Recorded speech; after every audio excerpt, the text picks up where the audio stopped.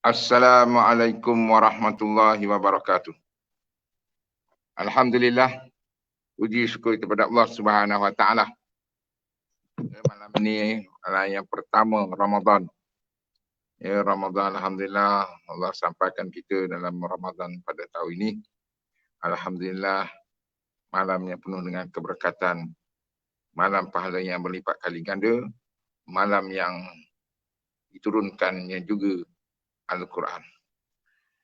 Tuan-tuan rakan FB semua, tajuk dia malam ni, tajuk dia tu apa tajuk dia? Pelik sikit tajuk ni. Apa tajuk dia tadi? Tajuk dia, alah lupa pula dah tajuk malam-malam ni. Terserah. Maknanya kita tawakal, serah pada Allah Subhanahu wa taala. Ya, kita serah ni, kita tidak boleh serah begitu saja. Tak boleh serah begitu saja. Lupa tadi, minta maaf semula. Saya Ustaz Yusri bin Abdul Karim. Ustaz Yusri bin Abdul Karim, pengasas kepada Pondok Nurul Hasanah dan Pondok Nur Kasih di Bukit Belimbing, Kuala Selangor. Sekarang bersiaran di dalam surau ni. Duduk dalam surau, iktikaf surau mudah-mudahan. Jadi tajuk kita pada malam ini ialah terserah. Serah pada apa? Nak dapat tajuk ni pun lucu juga. Bila saya bincang dengan admin, apa tajuk nak bagi? Terserah. Kalau macam tu kita buat tajuk terserah je lah. Yalah, teruskanlah, terserah. Apa maksud serah? Manusia tak kuasa. Kita selalu dengar. Manusia tak kuasa, Allah yang kuasa. Semua Allah. Siapa bagi makan? Allah. Siapa bagi hidup? Allah. Siapa bagi lapar? Allah. Semuanya Allah. Maka apa saja yang kita buat hari ini, kita serah kepada Allah. Dengan dari segi istilahnya, dari segi bahas, dari segi agamanya, dia panggil apa? Tawakal. Ya, tawakal. Dalam bab tawakal ini, tuan-tuan, dia ada dua kaedah. Ya. Ada satu, kita kena usaha. Satu lagi, tidak perlu berusaha. Tapi kena tengoklah kedudukan orang tu macam mana. Yang selalu saya bagi contoh macam Siti Maryam. Ya, Siti Maryam bila Nabi Zakaria masuk ke dalam mihrab dia, tengok ada buah-buahan yang bermacam-macam buah-buahan. Macam-macam buah-buahan kat situ. Rupanya bila ditanya Maryam kata apa? Semua ni datang daripada Allah. Dia tidak perlu usaha. Satu ketika pula, waktu dia nak melahirkan Nabi Isa AS, dia duduk bawah pokok kurma. Allah kata, dia letih, kelaparan. Maka Allah kata, kamu tendang pokok kurma tu. Bila nak Siti Maryam tendang pokok kurma itu tadi, maka gugurlah buah kurma tadi. Maknanya dalam usaha tu tadi. Maka dalam kita nak serah pada Allah dia ni tadi, tuan-tuan, dia ada syarat-syarat dia. Syarat-syarat tawakal ni ada. Yang pertamanya syarat tawakal itu menuntut sesuatu yang memberi manfaat yang tiada padanya. Kita nak sesuatu manfaat, tapi manfaat tu tak ada pada benda tu. Macam mana? Kita nak sesuatu manfaat, tetapi benda tu tak ada manfaat pada dia. Macam mana tu? Dia begini. Dalam kaedah begini ni, dia dapat kita bagikan dia kepada tiga perkara. Kita bagikan tiga perkara. Iaitu yang pertama, melakukan usaha untuk mendapatkan sesuatu. Seperti nak kenyang, maka dia kena makan. Dan nak anak, dia kena kahwin. Nak kenyang, kena makan. Makan itu, tak ada, kita katakan makan nasi. Nasi itu tidak boleh beri manfaat untuk kenyang. Tak beri manfaat untuk kenyang. Tetapi asbab untuk kenyang, kita kena makan nasi. Dan tidak semestinya orang makan nasi itu kenyang. Tak semestinya. Sebab kekenyangan itu datangnya daripada Allah. Dan dari segi hukum tabi'inya, bila kita makan, kita kenyang. Adakah dengan makan nasi itu tadi menyebabkan seseorang itu boleh jadi kenyang? Tidak semesti juga. Maknanya kita nak sesuatu yang pada dia tetapi benda tak ada benar. Misalnya contoh, nak anak. Nak anak ni kena kahwin. Nak kahwin. Dan berapa ramai hari ni orang yang kahwin tetapi tak dapat anak.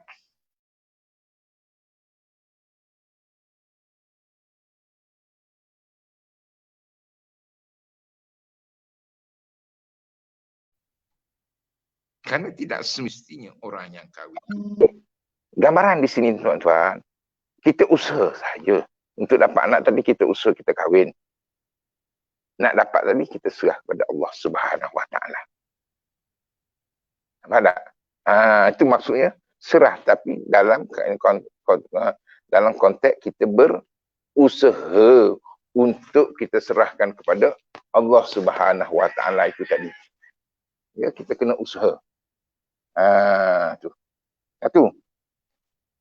Yang kedua, dan kita kena ingat balik, dan tidak semestinya usaha itu tadi memberi bekas.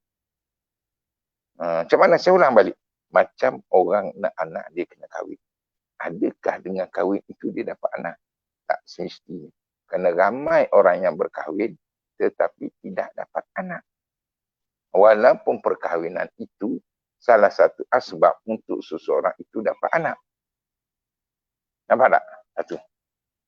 Yang kedua,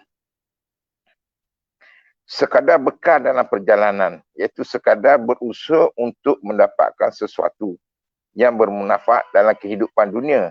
Anda kata tidak dapat, dia tidak kecewa. Ya. Kita berusaha untuk dapat sesuatu. Ya, kita usaha untuk nak dapat sesuatu. Tiba-tiba kita tak dapat sesuatu yang kita nak usaha, maka tidak ada perasaan kecewa kepada kita. Tak ada kecewa. Pasal apa tak ada kecewa? Kita hanya berusaha. Katakan kita nak, kita usaha, kita meniaga sana, meniaga. Tak jadi-jadi, meniaga bankrupt, meniaga bankrupt. Na'udzubillah, na'udzubillah. Nah, orang kata meniaga tu boleh kaya. Tapi Allah tak izinkan kita. Kita sudah usaha untuk pergi ke arah itu. Dengan jalan yang betul, dengan cara yang betul. Tetapi Allah tidak menentukan untuk nak jadi sebegitu. Allah. Maka di sinilah kita manusia ni tadi, bila kita berusaha tadi, kita kena celah sekali dengan doa tu sendiri. Kita kena ingat, doa itulah yang penting. Usaha itu nombor 2 je. Doa tu dulu. Bila kita nak buat sesuatu, kita nak buat apa? Kita nak meniaga apa contohnya? Kita nak meniaga ni, kita nak ada satu barang.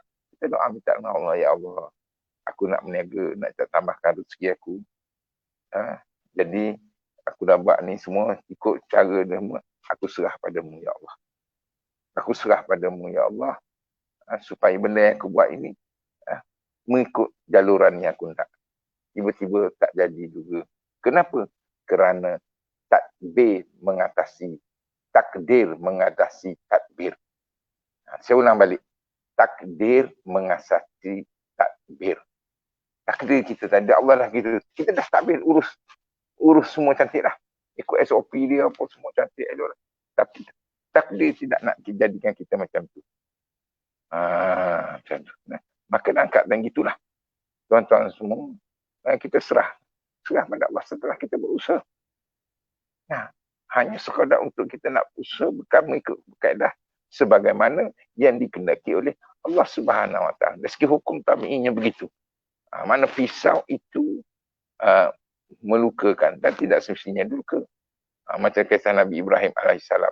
Api itu memanaskan, tapi tidak berlaku pada Nabi Ibrahim alaihissalam. Satu yang dalam untuk sesuatu yang bermanfaat yang ada padanya. Tidak berlebih-lebihan dalam usaha sehingga lupakan tawakal. Kita rasa itulah segala-galanya. Kita rasa itulah segala-galanya usaha kita.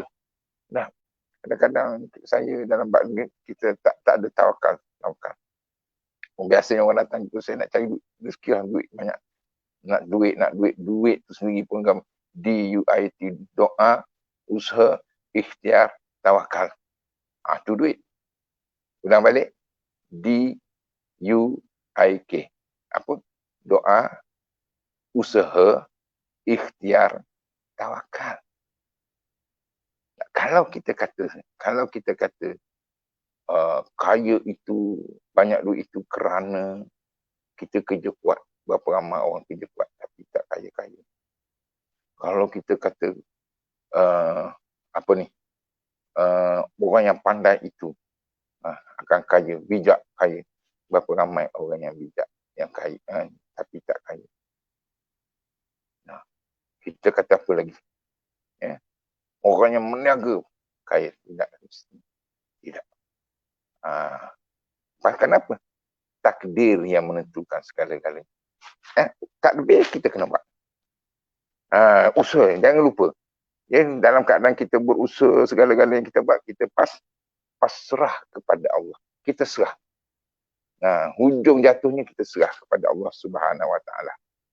Macam saya kata tadilah, saya menggunakan kesimpulan duit itu sendiri. Apa tu? Doa. Banyak kita doa pada Allah Subhanahu Wa Taala. Allah ajarlah kita doa. Allah ajar kita doa. Kita ambil fokus kita doa kita. Dalam kita sembahyang sunat duha, kita baca surah Waqiah, kita bangkit tahajud pada waktu malam. Minta dengan Allah. Ya Allah. Allah tak bagi. Takdir tidak menyembelih kita. Dan tidak semestinya apa yang kita mohon tadi, Allah ikut semua. Tak semestinya kita minta A, Allah bagi A. Tak. Kita minta B, Allah bagi B. Tidak. Nah, tapi Allah suruh kita berdoa. Dan doa itu sendiri adalah usaha. Usaha dari sudut kerohanian. Dan di samping itu, usaha dari sudut fizikal itu sendiri.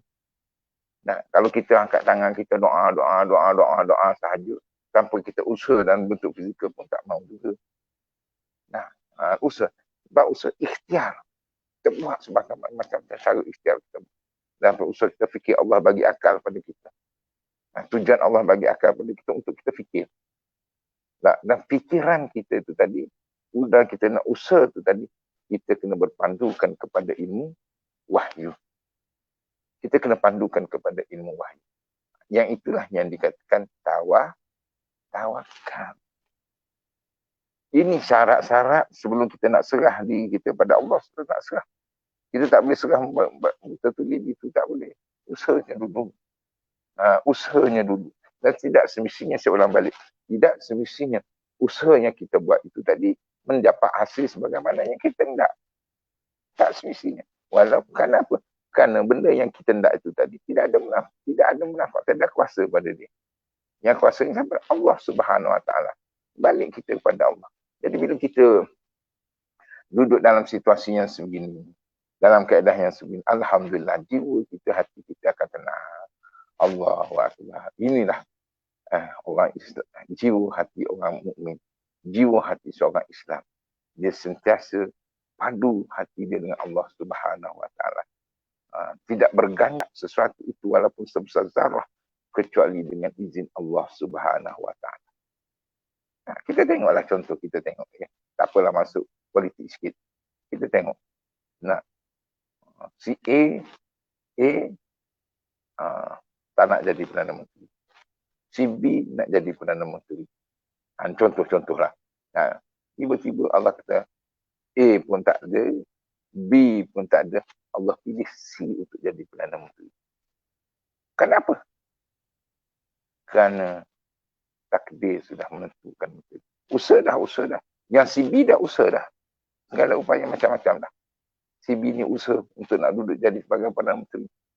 Dah buat perjanjian katanya dengan si B. Tapi Allah kata, tidak. Kamu usaha tu usaha lah. Tapi akhirnya, aku beri kepada si B. Jadi kalau manusia, jiwa dia, hati dia berkaitan begini, dia tenang. Dia pasrah. Kekecewaan ke apa itu soal yang lain lah. Tetapi, dia akan rasa pasrah. Dia akan rasa tenang. Kenapa?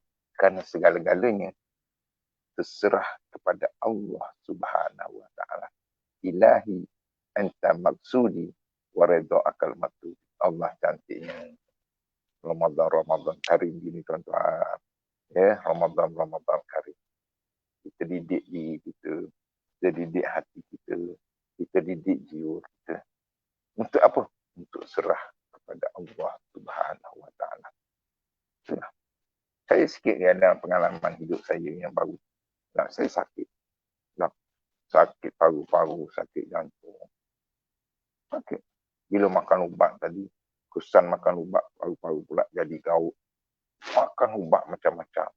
Sampai saya sendiri kata, ubat dah makan, jumpa dah doktor. Tapi tak mau baik-baik. Maka saya duduk menunggu. Oh, rupanya. Yang beri baik itu bukan ubat. Yang beri baik itu Allah. Oh, kalau macam tu Ustaz, tak boleh makan ubat. Tak boleh kena makan. Pasal apa? Itu salah satu usaha. Usaha kita untuk ke arah kebaikan. Dan tidak semestinya dengan kita makan ubat itu tadi. Tak, baik tak. Kerana yang memberi kebaikan itu tadi ialah Allah. Habis kita sayangkan tak boleh kita kena makan. Kerana itu apa? Kerana itu salah satu usaha. Setelah kita melakukan usaha, maka kita pasrah saja kepada Allah Subhanahu Wa Taala. Kita serah pada Allah. Nah, kita serah kepada Allah. Itu yang kata serah tu tadi. Bukan boleh kita serah duduk diam, tak ada usaha, tak ada apa, tak boleh. Sebab kita duduk dalam makam keadaan usaha. Itu satu ya. Makna syarat-syarat untuk serah tadi, pertama menuntut sesuatu untuk memberi manfaat yang tiada padanya. Dan dalam syaratnya ini dia ada 3 cirinya. Ada 3 cirinya. Apa dia? Yang pertama saya kata tadi, menuntut sesuatu yang tiada manfaat pada dia satu. Yang kedua, memelihara sesuatu yang memberi. Yang kedua, sekadar buat bekalan dalam perjalanan usaha untuk dapat sesuatu itu tadi dan kita serah kepada Allah. Dan yang ketiga tidak berlebih-lebih dalam usaha tanpa kita berserah tawakal kepada Allah. Yang saya ambil singkatan duit itu sendiri, doa, usaha dan ikhtiar. Doa, usaha, ikhtiar, tawakal. Allah cantik. Tak dalam di senang. Tak duit. Nah, macam lagu kumpulan kembara dulu lah. Ada orang panggil duit, ada orang panggil rupi, ada orang panggil wang, macam-macam. Yang pentingnya kita memahami supaya kita sebelum kita nak serah diri kita kepada Allah Subhanahu Wa Taala. Tuan-tuan sidang warga FB semua. Ya, sebelum itu saya ucapkan jutaan terima kasihlah kepada Masjid Ghufraniyah Sungai Siput Perak yang menjemput saya pada malam pertama Ramadan ini. Apa perasaan kita di Ramadan? Apa perasaan kita? Suka ke? Biasa ke? Atau sedih? Apa rasa? Sebelum kita masuk ini lain sikit tadi. Apa perasaan kita bila masuk Ramadan? Adakah kita rasa seronok? Adakah kita rasa biasa macam biasa tiap tahun dah kita puasa? Ataupun kita salah, tak boleh nak makan, tak boleh apa. Orang mukmin, orang yang serah diri dia kepada Allah Subhanahu Wa Taala, dia akan rasa seronok dengan kehadiran Ramadan. Pasal apa seronok? Sebab Allah ganda lipat gali ganda. Yang sunat Allah gandakan pahala wajib. Yang wajib Allah gandakan 10 kali. Masya Allah. Sedekah bulan biasa Allah bagi 10 ringgit, Allah ganda 10 ringgit. Bulan Ramadan RM1, Allah ganda RM100. Masya Allah tuan-tuan. Ya, Masya Allah. Biar kita rasa kaya dalam diri kita. Rasa kaya dalam diri kita. Jiwa yang kaya. Nah, baik. Yang seterusnya, syarat untuk kita serah kepada Allah ni, yang kedua, memelihara sesuatu yang memberi manfaat yang telah ada padanya. Pelihara sesuatu yang ada manfaat pada dia. Yang telah ada pada dia. Macam mana pula ni? Sebab itulah tuan-tuan, kita belajar ni kena ada guru. Kita belajar kena ada guru. Tak boleh main belajar begitu, tak boleh. Kena ada guru kita belajar ni. Kata dia apa dia? Ya, memelihara sesuatu yang memberi manfaat yang telah ada padanya. Macam mana? Begini. Iaitu memelihara perkara yang manfaat yang ada padanya seperti harta benda dan sebagainya. Memelihara daripada diguna kepada jalan yang sia-sia. Harta benda yang ada digunakan sebagai alat untuk kita menambahkan amal bakti kepada Allah. Dia kata gini. Memelihara sesuatu yang ada padanya. Contohnya harta Allah bagi. Duit lah, duit. Duit tak ada manfaat tak pada dia? Ada. Untuk apa? Untuk kita belanja. Walaupun duit bukan segala-galanya. Betul. Tapi kalau tak ada duit, tak ada segala-galanya. Nah, Duit bukan boleh beli. Duit boleh beli tilam, empuk apa semua. Tapi duit tak boleh beli lena tidur. Berapa ramai orang yang ada duit tapi tidur tak lena. Tapi berapa ramai orang yang tak ada duit, dia berbantalkan lengan je. Tidur je, lena. Kerana apa? Kerana duit bukan segala-galanya.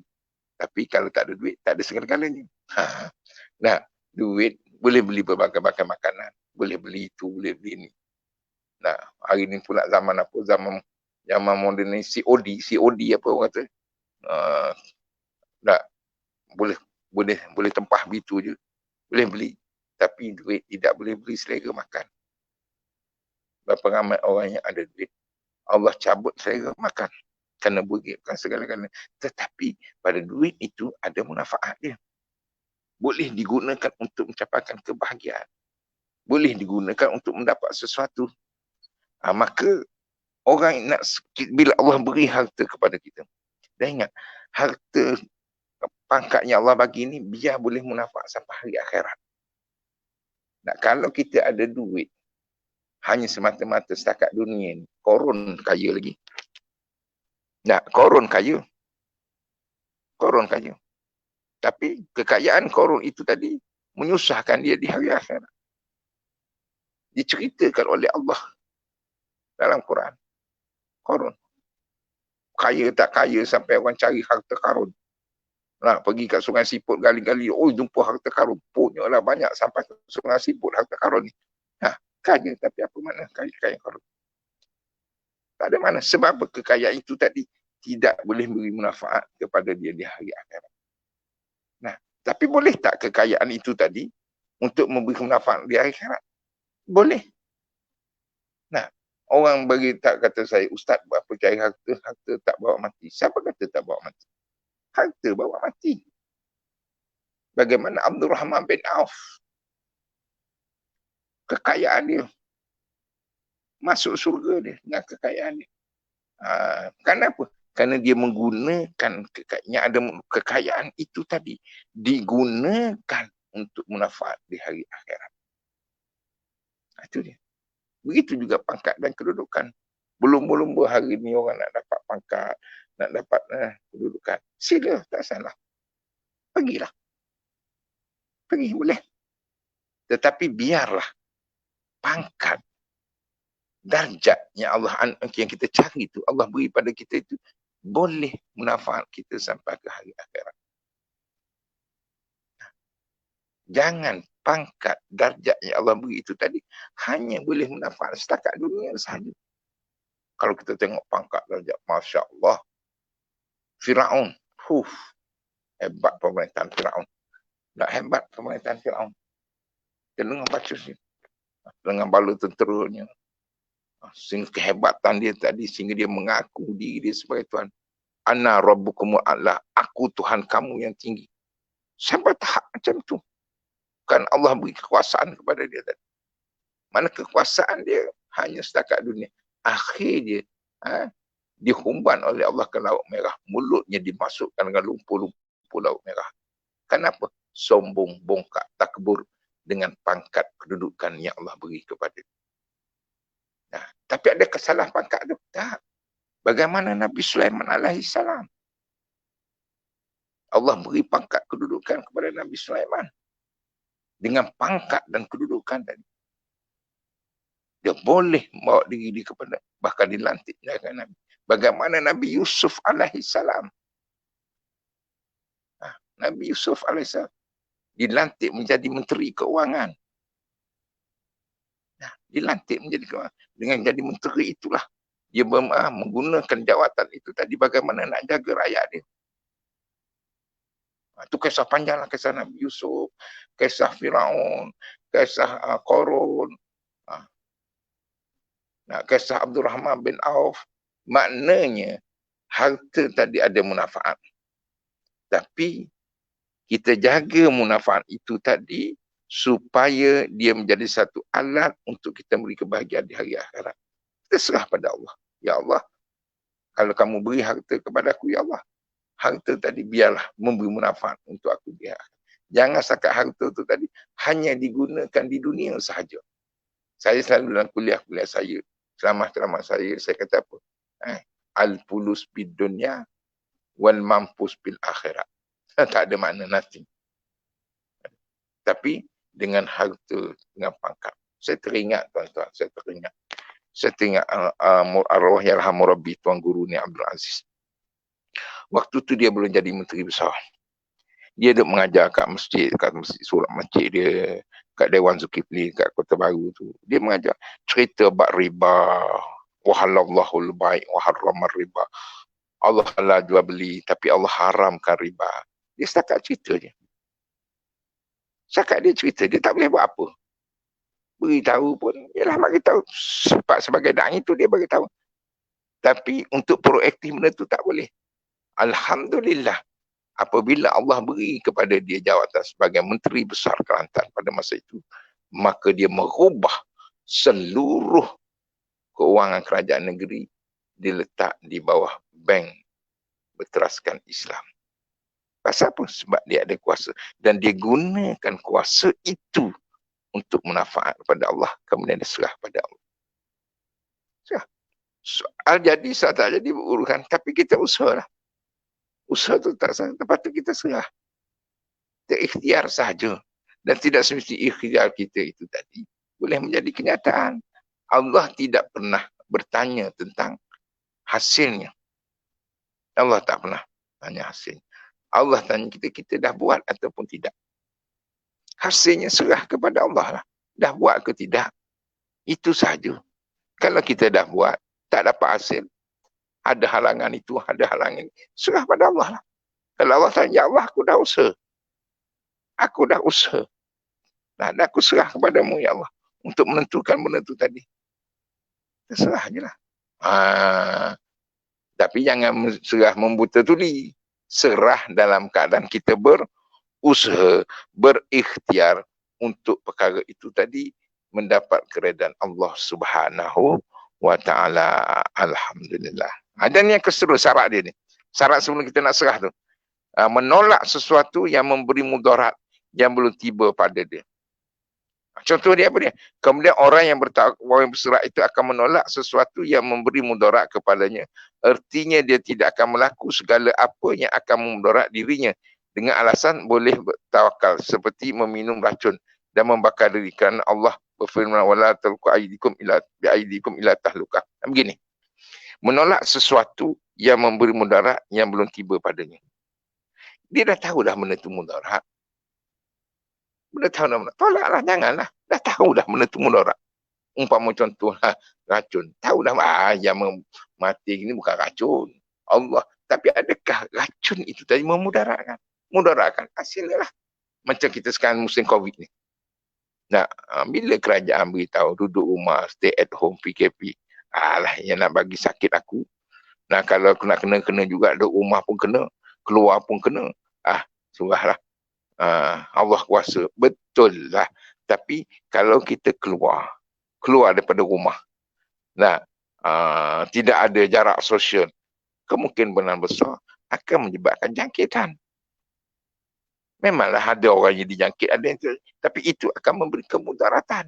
Bila kita tahu benda itu akan memberi kemudaratan, kita jaga awal lah, jangan keluar lah, stay at home lah.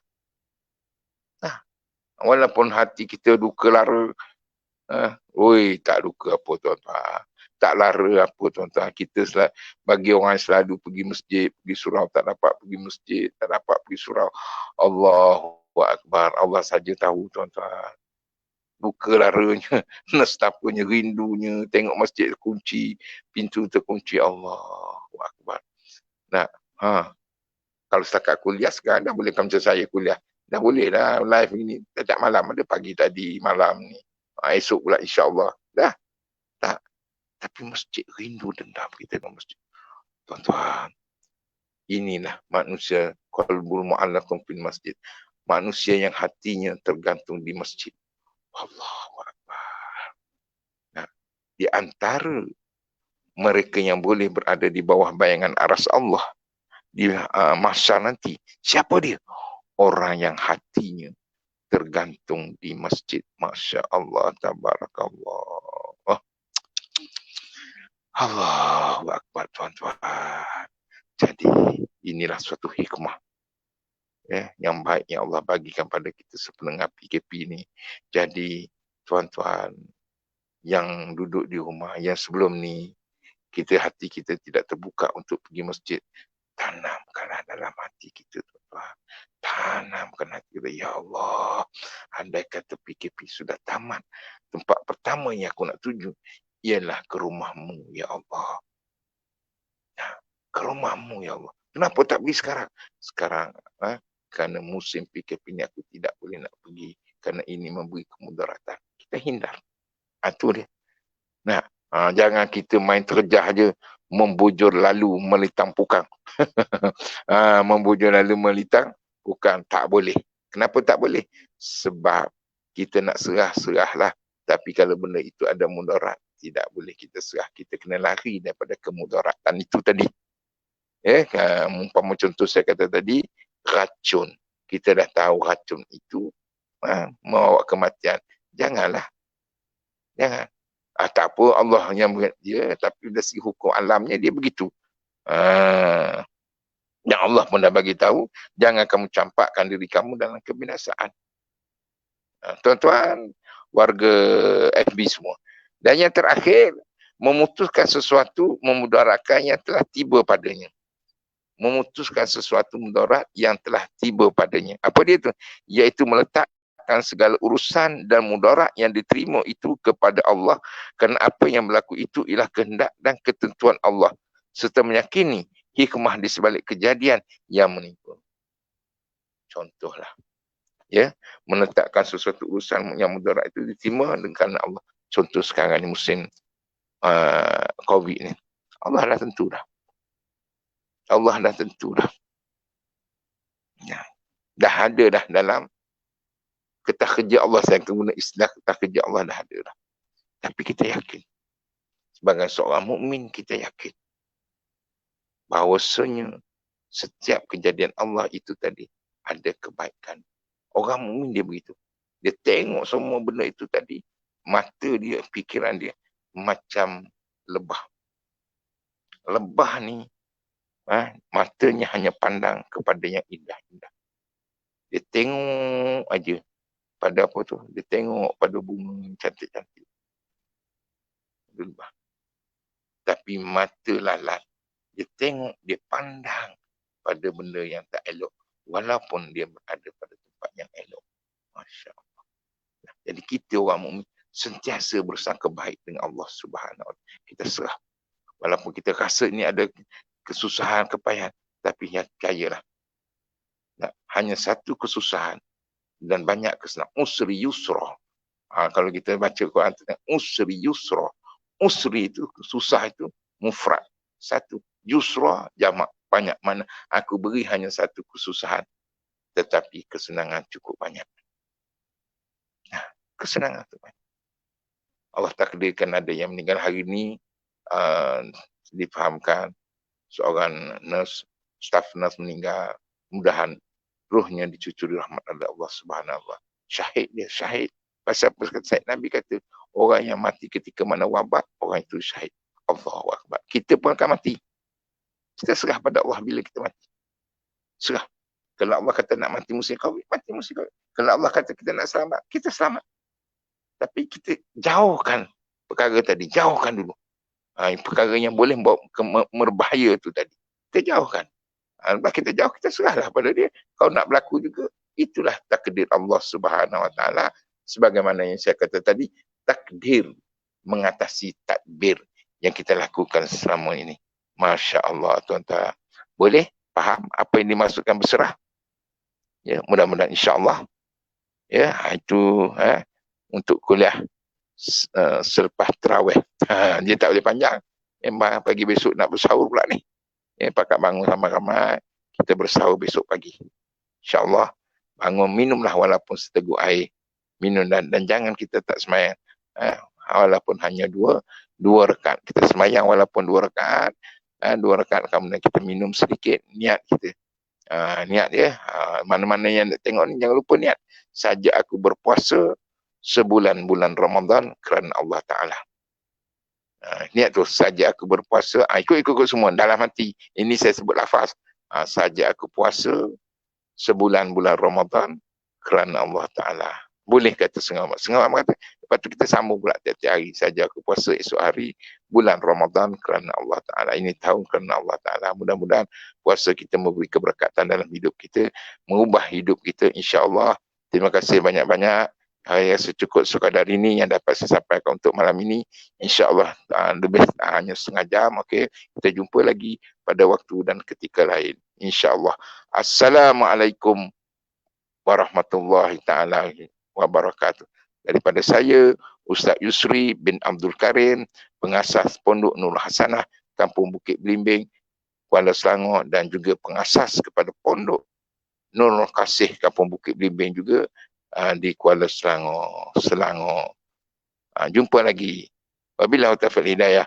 Wassalamualaikum warahmatullahi wabarakatuh.